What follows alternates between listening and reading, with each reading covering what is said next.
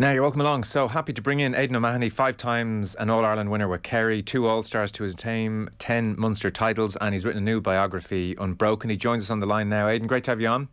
Hi Joe, how are you? Yeah, very well. So the motivation behind the book, because you were never a player, I think, who sought publicity in any great way or opened up in any great way publicly. So why do it now? What was the thinking?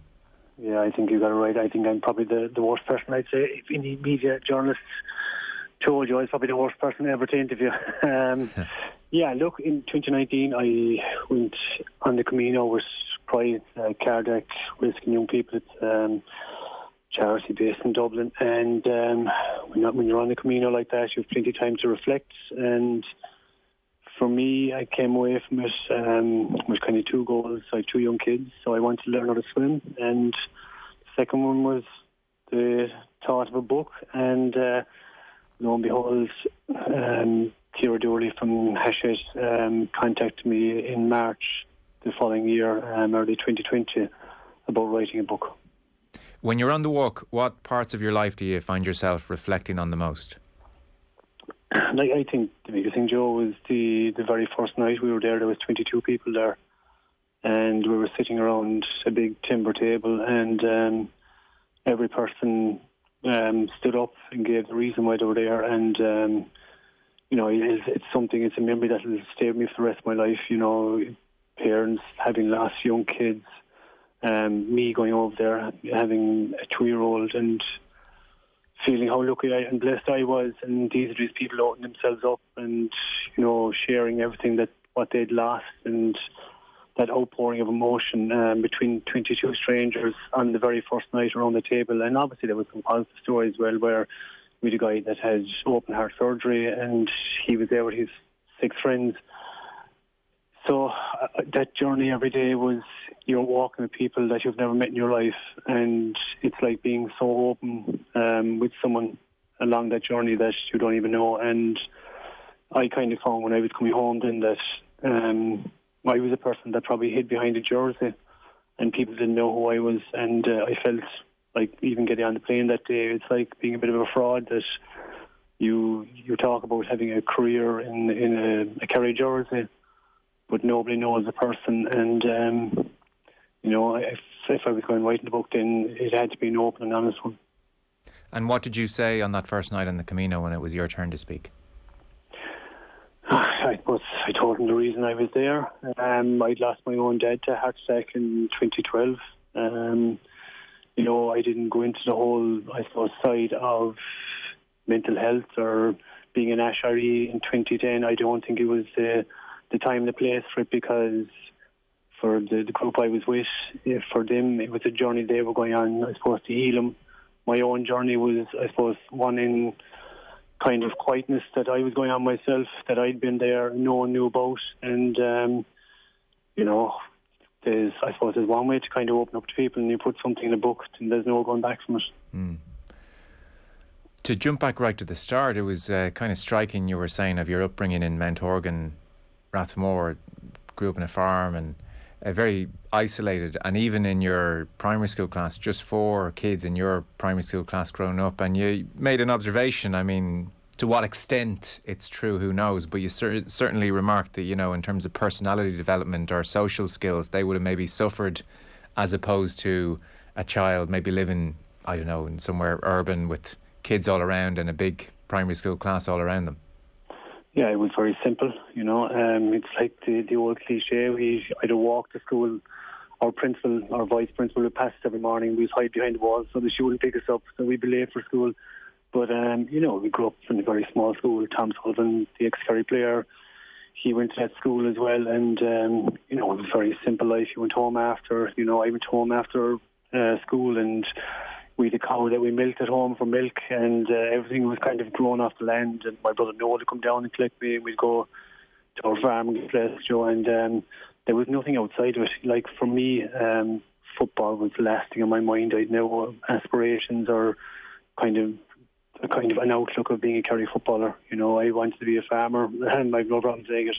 And that's the way we grew up, as you said, small communities. You cycled to your football training. It wasn't the be-all and end-all. You got maybe 10 or 15 minutes of a game.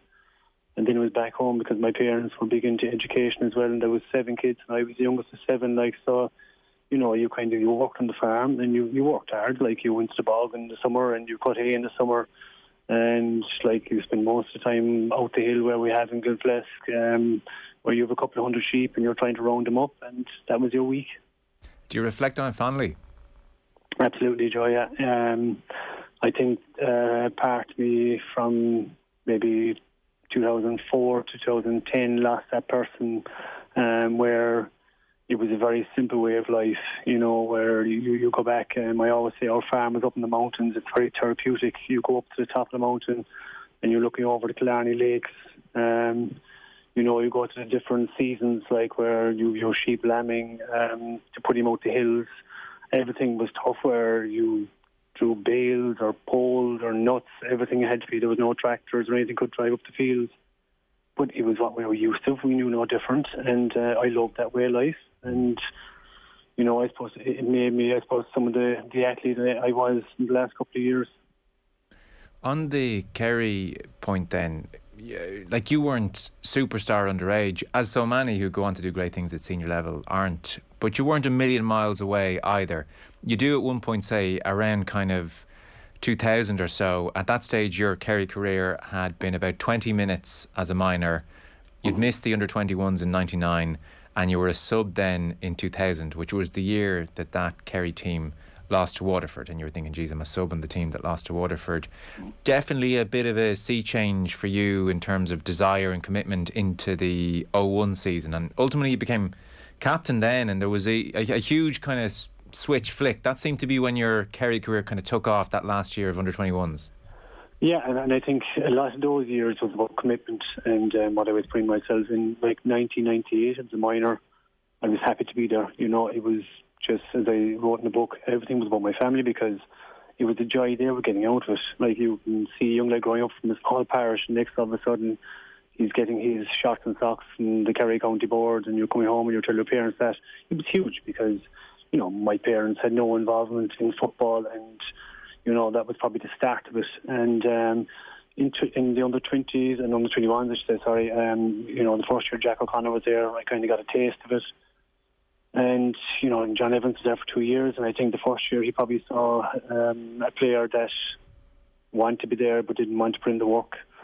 And then the last year when I was there, it's like one of those years where I had a point to prove to myself more than anyone else. And, you know, I enjoyed it, where I learned that instead of being down the back trying to hang on, I needed to be up the front and leading. And that was kind of the template that I followed from there on. You definitely paint a good picture of how tough training is at senior level when you get in there. That all the, I mean, because, you know, we're kind of going chronologically in a sense, as the book does, and it's a fight, you know, at minor level, and there's a real step up at 21s, and then you have to do more than just being happy to be there. And then you do that and you think, God, you're really rolling now. And then, you know, like senior is like that whole moment where you're trying to climb a mountain and you get to what you think is the peak, and you see that the real business is about to start, which is, looking at you now and across your career, because I always just thought you were such a fitness freak, I was kind of surprised. I had you down as a natural athlete who would have always found that aspect of the game very easy. Absolutely not. You know, like the asthma was a big hurdle. I'm not going to go into too much, because you talk about Kerry football, like, and being as a young player. And when I went in there the very first night, we were in the small pitch in Fitzgerald Stadium, and I wanted to lay down a marker. I wanted to show how fit I was. I was asked coming in from CIT playing Sigerson, and the first 8 laps John O'Keefe was training us were up the hill and come down the other side, and I was flaxing that, and I said, right, 8, but sure, I didn't realise there was 8 more, and I could see some of the senior lads were giggling away. And for the second 8, every lap I was going back, and then in the finish I came off. I remember one stage, and my mindset was gone. I'd given in, thrown in the towel, and I came down and said to Paddy, I said, my master pulling my hamstring. And he said, fine, and I walked in off the field like nearly at death's door, because I wasn't not even ready for it. I didn't even know what was ahead of me. And that was a Tuesday night. And then the Thursday night I came back in, bag on my shoulder, ready for work again, and walked in the past Paddy, and he said, how's the hamstring? And I said, yeah, it's good, yeah. He said, I don't think it was a hamstring. He said, I think you blew the head gasket. And he was right. He'd seen it all before, I think. Yeah, absolutely, yeah. And like those first nights inside, I remember even marking the likes of Liam Haskell, these guys, I'd be kind of pulling drag out of them, and you got back a bucket load and spades from whoever you were marking, and it was a kind of an eye-opener to me that at that time of the year, every player wasn't playing for a team. They were playing for their jersey number one. It was all about them, and there wasn't some upstart like myself going to come in and take a jersey off them too easy. If you look at your career on paper, 04 you come in your first big year, All-Ireland winner. 05 is the Tyrone defeat and that great Tyrone team of 03 and 05 and 08, and those matches were iconic in some ways, those Kerry Tyrone matches. But 04 All-Ireland winner, 06 All-Ireland winner again after that Tyrone defeat the year before, man of the match, few points in the final, marked Kieran MacDonald, and 07 All-Ireland winner again, All-Star. So on the outside, that looks like you're incredibly comfortable and this is all coming very easily. But it was very striking again, reading the book. Plenty of doubt, plenty of am I going to keep my place? Where do I fit in at this level? And, you're going to be marking Stephen O'Neill in the All-Ireland final against Tyrone, and lots of doubts as well. So on the outside, it kind of looked like you took to this seamlessly, whereas there was a lot of kicking under the water. Now, you kind of got away with it, but a lot of kicking under the water. Absolutely, yeah. And you said it there. I think a lot of it's where you come from. A lot of it was myself. It was that kind of person I was. I was a total introvert, and I have no problem saying it. My personality, as you said there about media and stuff, trying to interview me was like, I'd say, trying to get blood out of the turnip. And, because you're always afraid you'd say the wrong thing. And it was different with football as well, where I had in my mindset going into All-Ireland finals where you don't want to be the person to let down the team. And it was only when I was writing the book, you were looking back, and you spoke about 2005 and getting that, that honour to mark Stephen O'Neill. Like, that was I suppose, Jack giving me that opportunity, or putting that kind of fortune in me to say, look, we trust you so much, we'll put you on Stephen O'Neill. And it was only when I was writing the book I saw those things. But when you're playing, it was always my mindset that I didn't want to be someone to let down the team, or be because of losing All-Ireland final, and that's fine. That was my mindset, and it actually suited me because going into games, I always have butterflies, and I always say they're a good thing. But All-Ireland final day, and when you're coming home to Kerry, when you lose, you're judged when you Ireland. So I knew that from an early age, but I think those things kind of stood to me, that fear and that probably side of where I didn't back myself as much maybe kind of kept me on my toes more than anything. Yeah, I mean, I'm sure it makes it a slightly unpleasant build-up, but there is an upside to that fear. It keeps you so sharp, and maybe if you didn't have that fear, you're not the same player. Especially, I think, for a defender. I think a defender needs that bit of fear to be on their toes. Maybe an attacker can tighten up a touch, and you need to be a bit more relaxed to play your best stuff. But I can imagine going out fearful of Stephen O'Neill and therefore so attuned to his every movement. That doesn't hurt you in the 70 minutes, whatever about the fun and games in advance. No, I mean, if you ever hear sports psychology, and they talk about, it's not about the first ball, it's always about the next ball and the next ball. I can remember the first ball that came in, I think I caught it over his head, and by God, it gave me a massive boost of confidence, and then I started coming more into the game. And obviously in the second half, then I was doing so well, and I remember being up under the Cusick stand side, and he had the ball on his left leg, and I was saying, right, he's going to kick it in the air, and he's about 40 yards out on the sideline, and bangs it over the bar. And I'm saying, Jesus Christ. And then a few minutes later, he goes to the other side of the pitch and kicks from his other side, and I'm saying, oh my God, but I think they're learning curves. I think when you're young like that, and as you said, you were thrown in 2004, my first All-Ireland final, I shipped a goal straight away, and you're nearly looking at the sideline saying, I'm going to be whipped off here, and obviously management has a bit of faith in you and they leave you on. But it's like a learning curve, and I think a lot of the stuff in the book is, where you talk about games where I'm just being honest about it, really, in that, I felt the effects going into every game, but I think it stood to me. And yes, I did enjoy them. I absolutely enjoyed them, and I loved the battles. And the older I got, I think the more wiser I got, and the bigger the day was, the more I enjoyed it. But in those early years, it's like a building block for any young player where, you're surrounded by greatness. You have the likes of Seamus Moyne, Dara O'Shea, the Gooches, Declan O'Sullivan's, and as you said there, I wasn't a superstar by any means. I wasn't back then either. So you're just like a cog in the wheel where you're plugging a hole, but you need to do your end of the job for the rest to succeed. We're talking here with Aidan O'Mahony about his new book. You mentioned you're an introvert. I still got the impression you really enjoyed the All-Ireland wins, really enjoyed the homecoming and the fanfare, and obviously what it meant to your parents as well. And, you know, there's kind of these sweet pictures littered across your retelling of your own story of your parents keeping the scrapbook and cutting out the cuttings, and like there's something so quaint and lovely about it, and you get to see what it means to them. But you know, for the introvert, I guess none of us are all of one or all of anything. I felt it was my interpretation anyway, that you still loved the hustle and bustle and the fun. Like it's not like you went home to the house and stayed away from the buzz in the few days after the All-Ireland win.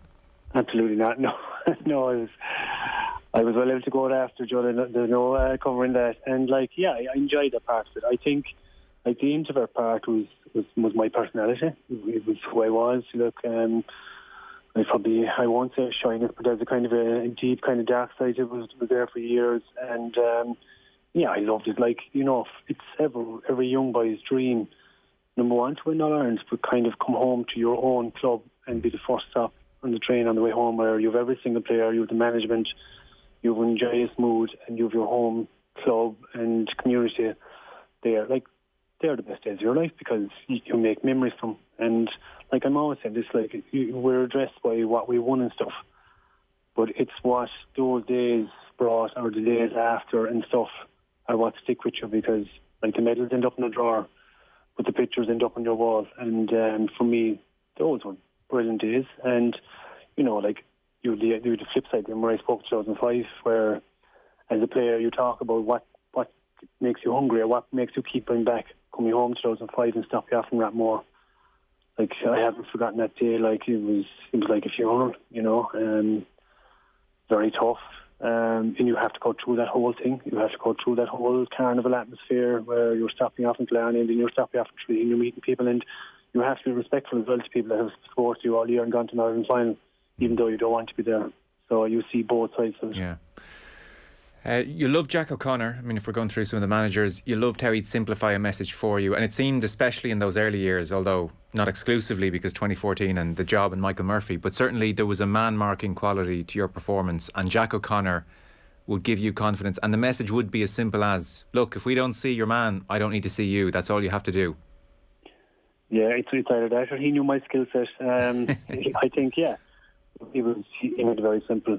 Were you happy in that role? You didn't have this inner longing to be the Jack McCaffrey roaming up the pitch? No, I think I went up a few times, Joe, and my success rate at kicking points was good enough, because I knew my limit as well. Every time I'd kick a point, I'd look to the sideline and I'd see Jack, and there was no smile. I think it was more there was more reaction he's faced, and you shouldn't be up there. But no, I enjoyed it because, as you said, it kept it very simple for someone coming in like that. Mark your man, keep him out of the game, stay out of the game yourself. You're doing something for the team. We had Tomas O'Shea in that team. We didn't need Aidan O'Mahony up the pitch because Tomas had enough, and when Tomas went up, he was always successful, or his conversion rate was always good. So he did simplify it. And look, I have no problem saying myself and Jack had plenty of runs to train down through the years. I think I got a phone call one year from some of Marty or something saying, "Do we come to blows inside in training?" That someone was looking over the wall and the ladder, and I was kind of laughing, saying, "Yeah, sure. Look, I suppose we have two very strong personalities when it comes to sport. Jack is set in his ways, and I'm set in the way I play as well. And when you put those two head to head, you're going to get a bit of conflict. But the respect there is massive. And I can see from now, being a manager myself, that it's a very tough job, and you're dealing with 20 different personalities. And we had big personalities back then, but I think he enjoyed it. I think he enjoyed it that we kept him on his toes." So things are going really well, and then you hit a crisis point in your football, but maybe more to the point, your life as well. Two things really start to accelerate a decline of sorts: the Donaghy-O'Connor affair and the '08 positive test. The Donaghy-O'Connor affair, I mean, it was clearly this seismic thing in your world. Honestly, I couldn't remember it. It was just so instantly forgot. Maybe in Cork and probably in Kerry not.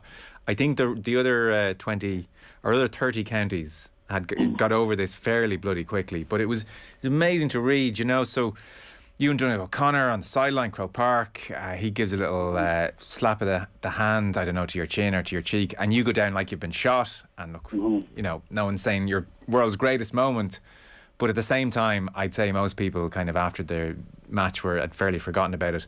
You get text message afterwards, RTÉ are going to town on you, this is becoming a big story.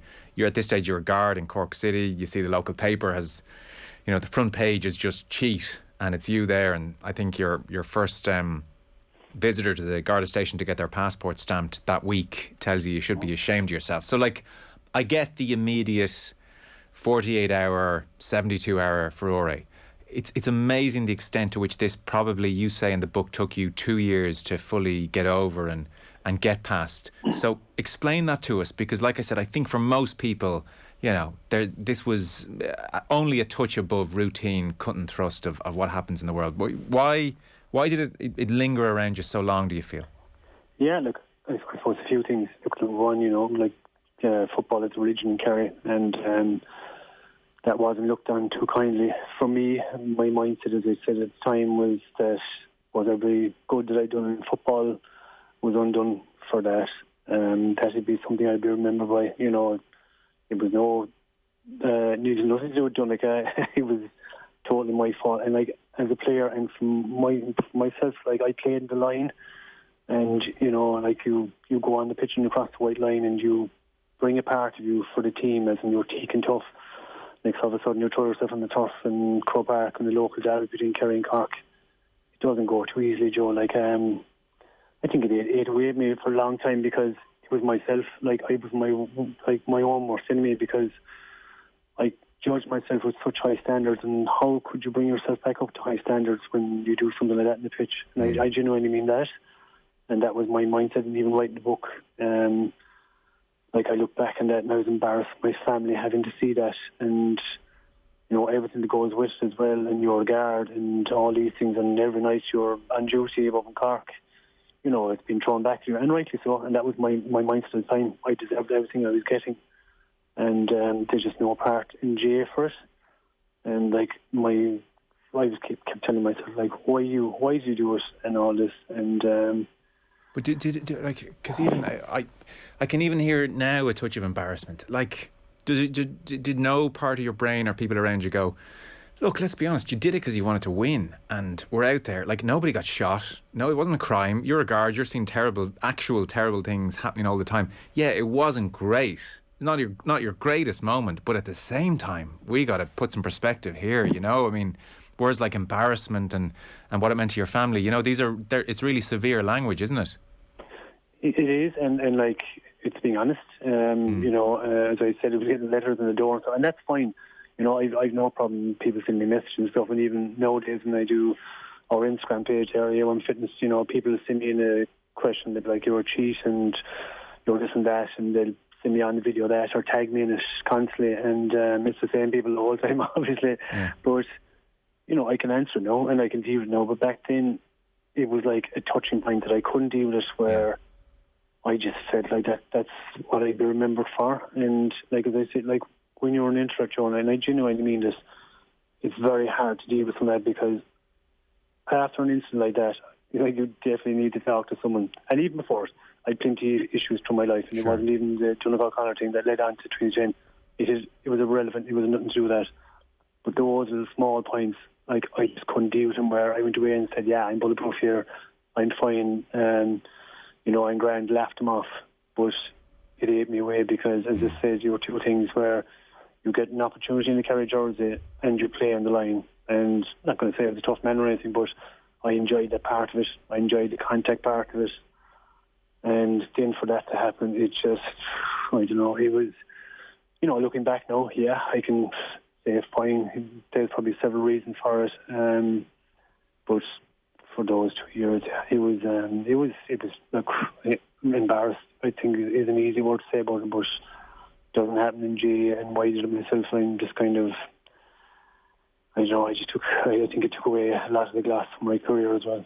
Yeah, which is such a pity. I mean, I genuinely, I'd forgotten about it until I read the book again. It's just, it would not be something that I would associate with you at all. And we've seen it since. I mean, and we see players going down easily all the time, and it's just, it's a part of life a little bit, you know, and in those 2-3 seconds, I think everyone understands you don't have time to go off and have a think for half an hour. What'll I do here? What's the best thing to do? Like, you react in the moment. I mean, a little slap was thrown towards your face, so like, I get it. And I think most people would get it as well. Was the Kerry dressing room angry about it, or did they feel they'd been let down on some kind of philosophical level, or would they have known you were struggling? I don't think so. Like, I suppose the biggest saving grace was that there was a replay the following week. Yeah. I think the one I got off lightly with Derek Shake, it was actually a St. Daphne's game, and it kind of covered it. But no, look, I think, like, even like writing the book and you were talking about the memory of these things, like, I had that passage from start to finish, and then after, like, Patch A had to go in, like, and it's tough enough having to get set for a replay where you're dealing with this kind of thing, and then I'm coming out to apologise. And, you know, I think the biggest thing what I found in my career and what led to probably 2010 was listening to outside voices, and people are very quick to put you down when you do something wrong. It's probably when you do something very good that they wouldn't even pick up a phone to. And look, I suppose it was my own fault that I left all those external voices in, but for me at the time it was just something that shouldn't have happened. It did, and I think probably writing it was probably therapeutic as well, because I know a lot of people that have read the book have messaged me saying, geez, we thought you wouldn't address that, but why wouldn't I, you know?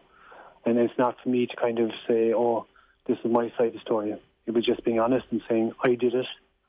You know, I apologise for it. I owned it.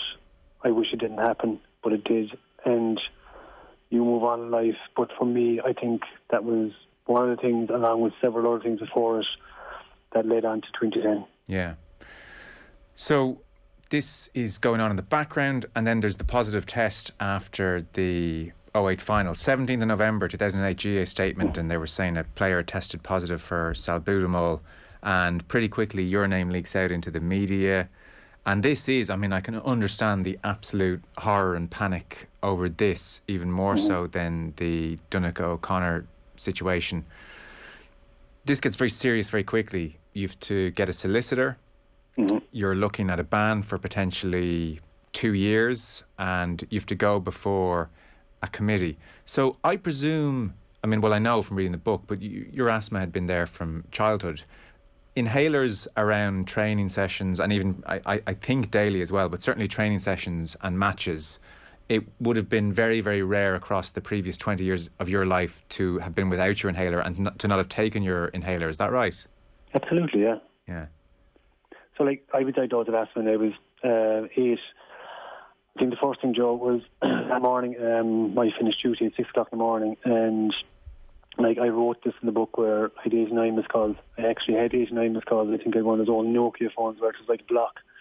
And you see the 89 next, you click into them, and then there's messages follow every one of them saying, you need to talk to this, you need to talk to that. And then the message that stood out to me was like, your name is going to be leaked as failing a drug test. And lo and behold, it was above in Dublin. And that day I was going to see Munster and the All Blacks, which two of my friends, Ollie and Michael Anthony, and I knew getting into the car, it was a bad idea, but look, you know, the phone was just hopping, and I didn't get back to anyone. And then we went to Kim Smith's bar in Limerick before we went to the game, and then in the sixth one it was a broke Kerry Aidan O'Mahony. And like, as I said, if I ever wanted the ground to swallow up in my life, it was then standing in the middle of the bar, and next you could hear the whispers, he's there, he's behind you there. And you know, like, for a negative story like that, people are quick enough to jump on it, and it's very hard to, I suppose, explain yourself to someone that's after alcohol or someone that's in a public house, and they just start jumping to conclusions straight away because there was no mention of an inhaler, and it just snowballed from there. You know, I met Packy Durham, and like I explained myself to him, the biggest thing I think that came out of the whole thing was that I put down that I use inhaler, we'll say 3 times a day, and that I hadn't put down 2 puffs each time. That was simply put. It was never addressed in the media, and it just went on because I know it's a quiet time of the year. And then there was talking out about GPA grant, and Aidan O'Mahony gets GPA grant even though he failed the drugs test. And then that started on, and there was a 2-year ban hanging over, and there was a final meeting in December, and it pushed on until January 22nd.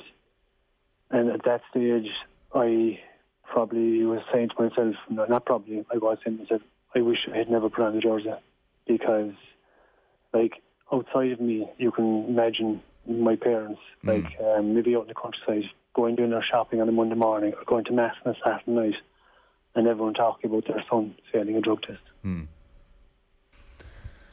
And so the committee established or accepted that you hadn't been trying to enhance your performance and you had taken the salbutamol while using your inhaler. I think you were maybe twice the level. And you say in the book that potentially night of an All-Ireland final, you wake up during the night, take a puff in the morning, and then during the game as well. And that's suddenly how you get to however many puffs ultimately you'd taken, which was over the limit. Because the cynic could say, well, is there a degree here of like, sure, I'll take an extra few puffs and open out the lungs and it'll give me a bit of a boost. You know, that would be the uncharitable, I'm sure, but also a rather cynical interpretation, you know. Had you and had you been taking similar numbers of puffs for previous games? And like, I always took my inhaler, Joe, when I needed it. You know, and I was tested several times. The biggest thing I'd say was it was the worst game I ever played in the Kerry jersey. So, you know, like it can last more now, but back then, like, it was very serious. And like, I know, like, I'm training teams now, and people are asthmatic. They come in, they take their inhaler when they need it. Like what I said above in the meeting that night is that, like, what if someone has an asthma attack on the pitch, or what if someone needs their inhaler? Do you say, sorry, you can't take it because you put yourself over the level? Or is that the level you're going to? And for me, like, that time, even filling out the therapeutic exemption forms, you were there in January, Joe, you filled out the form. What were you doing? You wanted to get back in the train straight away because it was a year ahead of you. You didn't even think about it. You know, it was, I don't think the whole thing about drug testing really took off until after that case.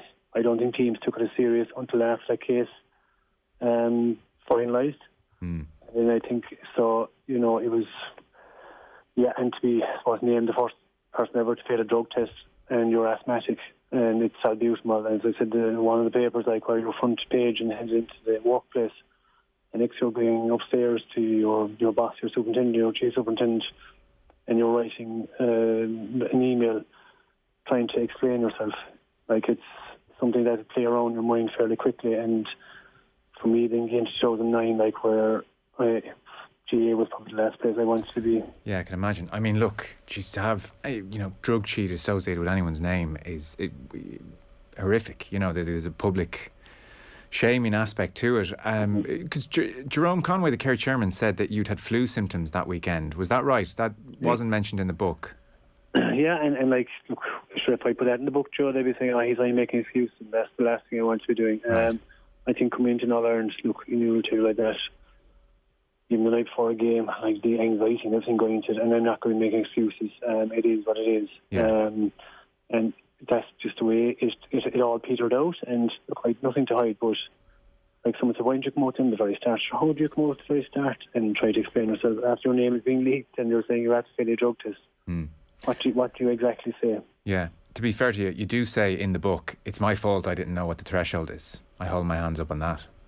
Absolutely, yeah. And like, I'm not being smart, but who comes in the start of the year and says, right, you can take 4 puffs, or you can take 6 puffs, or you can take 2 puffs? Yeah. I'd say it's happening now, actually. I would think. I don't know, but I would say it is happening now. Possibly, yeah. But like as I said in the book, like, well, what happens in November then when you're going training and it's frost and next to you can't breathe and you're trying to get through training? Sure. To say, I took a puff in here, I can't take it again. I mean, I suspect they are doing that now, probably because they've seen what happened to you. I suspect they are saying, I've hit my limit, or I need to go back to the TUE and ask for dispensation. There's way more advice than now as well, you know, compared to what there was back then. But it was just something that snowballed into something that wasn't controllable from my side, you know. Yeah. So we have you here as somebody with incredibly high standards, introverted. By the way, we keep saying introverted like it's a bad word. I mean, lots of the great people in the world are introverted, but I understand what you mean by it. Introverted and generally keeping away from the limelight. And so, bang, Donaghy-O'Connor, very public, and, you know, the fallout continues, especially in your day-to-day life around Cork and Kerry. And then, you know, national attention, 6-1 news kind of stuff for this, and it drags on for several months. So Yeah, by '09, you get dropped in '09, and Kerry winning All Ireland. It's the year Paul Galvin's brilliant man on a mission, and so I guess on the outside it would look like, maybe you're getting back to yourself. Certainly the league in 2010, you're going well in the league, and people would have definitely said, okay, look, he's had a rocky time, but he's getting back to his best now. And then suddenly, as Jack O'Connor and the team are thinking of heading off for warm weather training after the league, he gets a text from you to say, I'm not going to make it. And you yourself even say it's a little out of character, it's a little disrespectful, like, I'm turning off my phone, I just text you, no more explanation. So at that stage you're done with football. You had reached crisis point.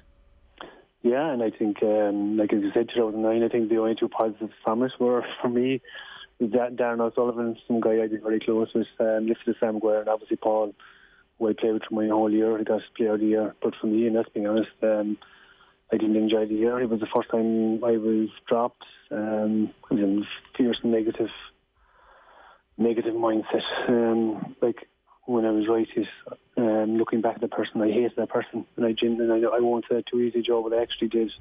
I can remember coming into 2010, and as you were saying there, I'd be reading forums and people were saying the O'Mahony is coming to form, or he's back to himself. I was far from it. I can remember going out after games, something that I wouldn't have been doing before. The final league game against Tyrone, I got sent off. I think we played the club game the following week, I got sent off from that. Going out after the games, and I was just drained. As I said, my mind was nowhere near football. I found myself going into work where it was just like routine, which shouldn't be in life. I can remember getting into the car at training, and halfway through I'd be crying. And like back then, for me, like mental health wasn't spoken about. I didn't know what was wrong with me. I had this persona what people taught me when I put on that jersey, kicked off. And I found that, that I could keep the whole lot in, and if I did something about it, that it would be seen as a weakness. And it just got too much, where the Monday after the club game, I can remember being out, and I just had enough at that stage. It was like writing that message. It was like writing your career away. It was a hard one to do, when you revisit writing the book. I can nearly remember every step, and I sent it to someone that I knew that I would travel, and it was like a relief in one sense. And I loved those training camps. I knew that GA had given me an identity, but I was willing to walk away from it, and I was willing to give up everything. I know that time in my life where there was like two roads, where one was going into a very dark place, and the second one was where I'm very lucky that I have a very supportive family, but I'm able to choose that Wednesday morning, waking up and pulling myself out of bed and sitting down at the breakfast table, and no words being spoken, and my mum and dad were there, and they're in their 60s, and my dad was crying, and he was a generation that didn't cry, like. So it was a tough place to be in. And so, yeah. So, your sister Nora was coming to pick you up to go to Asheri. I'm probably mispronouncing that, but they treat addictions, but not exclusively so. And it was for a 6-week stay to try and get some help. You talked about the negativity, say 09 into 10, and you say in the book, I'd even go out for a few drinks with the lads, and it wasn't fun because my mind was so negative. Or you said, a few drinks and you could get emotional because the emotion which you were, I suppose, repressing in a sense would come out. And you said your mind was overactive, rumination, constant thinking. What was it? Was it the Donaghy-O'Connor stuff? Was it the pressures of Kerry? Was it the positive test? Was it stuff away from football entirely, just your private life and negative thought on the future? What do you remember in that period was particularly, would pop into your head on those horrible periods of downward spiral in your thinking? Yeah, I think a lot of it was, I'd say my own life more than anything. And then when we say 2008, you add on those little things, because you can't just blame one thing, Joe, and say, that happened there, and football addiction, that's why I led me to that. It's not. Like I found in 2010, I was going out more after games, something that I wouldn't do, because I saw myself as an athlete, and then why all of a sudden am I doing this?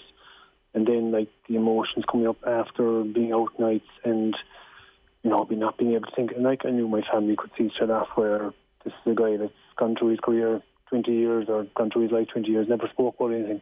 I was a deep character. You know, I've no problem saying it. And like that morning, and even writing it was very tough, where, as I said, your mum and dad are crying. And you're kind of saying to yourself, and I see myself now being a dad of two girls, where, you know, I suppose for them, like, it's like they feel like a failure because their 30-year-old son was at the breakfast table in the morning, like, and he's nearly walking away from life. And it's just everything came on top of it. And as I said, like, the whole introvert thing is not the way you grow up, but it's the way you bring yourself up. And that was me. You know, I never dealt with anything in my life because I would have seen it as a weakness. I never spoke to anyone about my own health or my mental health because I would have seen it as a weakness. And that car journey, going up to Ashery, it wasn't a tough one because I spent the whole time looking out the windows at the grey clouds. It was a very kind of fitting kind of scenery for it. And walking in that gate, like, you were kind of saying to yourself, geez, what do people think of me? But a lot of it, before I went in there, was I had this kind of mindset, like, I'd read the forums and all the negativity about me. If there was 2 things negative and 8 things positive, I'd take 2 things negative on board. And that was the mindset I was in. And it was just a dangerous mindset where I genuinely don't know, Joe, where that road would have gone. And I can honestly say hand on heart about that. And that's why I needed to put that in the book. Your 6 weeks there seemed to be transformative. Yeah, it was 6 weeks where you were kind of the unknown. You don't know what's ahead of you. You're going in and you're the same person maybe after a few days because you're not dropping your barrier. And then you do. And you start addressing things. You start dealing with things. You get time to think. There's no mobile phones. There's no contact with the outside world. I think I had contact with maybe 2 people. One of them is an ex-Kerry footballer as well. Some guy that I had unbelievable time for. And another guy was a trainer at the time. And, you know, you're inside there. And for me, you know, there's no trainer in like that. But obviously, I kind of skipped that side and I found a hill to run up and down nearly 2 or 3 times a day. And I do my steps in the morning and night time. And I found that exercise was starting to benefit me. But at the same time, I was actually finding the young person that I grew up as. Things were very simple. And, you know, you're inside there with 10 or 11 people and they're being open and honest as well. Like, and, you know, the last day of the ceremony, you burn all your thoughts and stuff. And then you come out, like, it's like having been away. Like, you look at COVID now and people being isolated and stuff like that. I did 6 weeks where I found it very beneficial, where I could put my head in the pillow at night time at 10 o'clock and go to sleep. And not have it rambling or ruminating, as we said. Yes.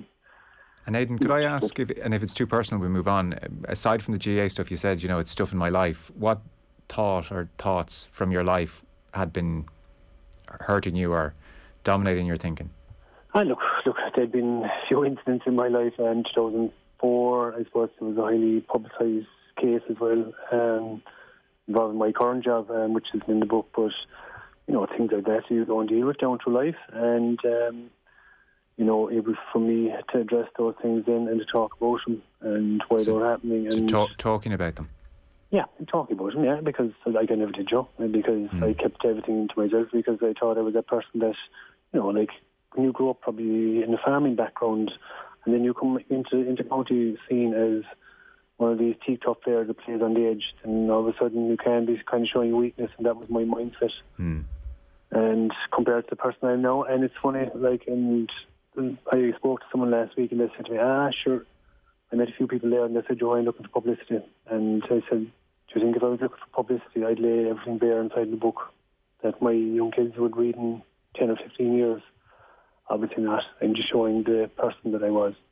And are you better if you're having a day on your own and stuff's bothering you and you come in and your wife Denise, now you met after all this, says you don't seem in great form, how are you? Are you better now at not saying I'm fine, I'm grand? Yeah, she actually always knew when I played good or bad in football. She'd come home with that mindset, which was, I was told after I retired, she knew if I was starting or she knew if I had a bad game. Yeah, look, I'm more like you're never perfect. Sure. I'm not someone that went in there next all of a sudden and coming out and starting everyone else's problems. You don't do that. I try to look after myself. Obviously, I'm good and bad days still. You know, that's the person I am. But I'm more open, and I feel that even after writing this book, that I can be more open with people. Like the amount of messages I got from excellent county players, the lads I played against, that have been in similar situations, and it's just nice to be able to have that conversation with them then, where before, I was, as you said, like the media-wise, I was like a stone trying to talk to, and probably the worst person that you could interview. And no, actually, I'm talking to you now. Just being open and honest about it, I've nothing to hide. We don't have time to touch on, it's terribly sad, the passing of your father, and then you almost privately saying, I'm going to win an All-Ireland for him. And ironically, the last player you'd been chatting about on the phone with him was Michael Murphy, and you do this extraordinary man-marking job, and Michael Murphy in the 14 final, and that's a kind of culmination of a tough couple of years. And more recently, just to wrap things up, we've seen you on Dancing with the Stars, which you probably say yourself is not something you might have thrown yourself into if you hadn't almost hit the crisis point and thought about yourself as a person and been more open to things, I suppose. And then even the fitness company is something that you've thrown yourself into the last couple of years, and that seems to be, really positive outlet for you, and seems to be going very well as well. Yeah, and like the dancing thing, I probably needed more stress in my life, so I took it on. But no, seriously, it was probably something that I would have said day one when I got the phone call that, that's not me, or I'd be outside my comfort zone. And when all those negatives added up, I said, look, why not go for it? And it was an amazing experience, and it was tough as well. And the fitness thing it's part of who I am, Joe. Like, it's when I was retiring in 2017, 2016, I went to Santa College and started studying. And, that's part of who I am. I've realised from my years of playing with Kerry and from going into Ashery that exercise and fitness is part of who I am, and it's part of what I enjoyed. So why not make it part of who you are? And that's why I've set up AOM Fitness, and I love what I do, and it's something I do every day. Good man. Well, listen, we've taken up enough of your time. It was great chatting to you, fascinating, and best of luck with the business and the book over the next couple of days. I'm sure people are looking for a stocking filler, which doesn't hurt. But Aidan O'Mahony, great to have you on. Thanks so much. Thank you, Joe.